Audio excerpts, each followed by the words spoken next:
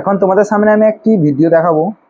তো ভিডিওটা দেখার পরে তোমরা কমেন্ট করবে। তার আগে কিছু কথাবার্তা তোমাদেরকে বলবো, শুনবে এবং ভিডিওটি দেখার পরে কমেন্ট করবে। আমাদের পার্শ্ববর্তী রাজ্য যে বিহারের চিফ মিনিস্টার নীতিশ কুমার, যাকে আমরা পাল্টু রাম বলে সবাই পরিচিত, ভালোভাবে জানে, ঠিক আছে। তো তার যে বয়সের সাথে সাথে বুদ্ধি এবং বিচারধারার ক্ষমতাটা সেটা চলে গেছে। তো এই ভিডিওর মধ্যে দেখলে তোমরা ভালোভাবে বুঝতে পারবে।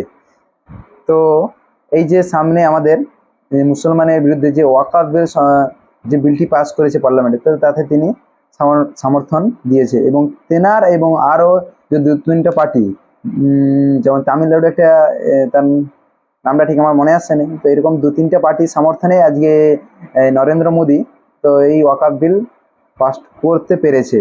এবং নীতিশ কুমার যে কত বড় মূর্খ সেটা এখন সে বুঝতে পারছে, যে বিলটা সমর্থন তাকে সবাই জানতো যে মুসলমান খ্রিস্টান মানে সমস্ত ধর্মের যে ঐক্যবদ্ধ একটি পার্টি বলে পরিচিত ছিল। কিন্তু এই ওয়াকফ বিল সমর্থন করার জন্যে পরপর তার কয়েকটা এমপি পদত্যাগ করেছে। এবং সেই ক্ষেত্রে সে এখন বুঝতে পারছে যে আমি কত বড় মূর্খ, এবং তার বয়সের সাথে সাথে যে বিচারধারা ক্ষমতাটা সেটাও চলে গেছে। এই ভিডিওর মাধ্যমে তারা বুঝতে পারবে। আর ভিডিওটি দেখার পরে কমেন্ট করবে আর বেশি বেশি করে শেয়ার করবে।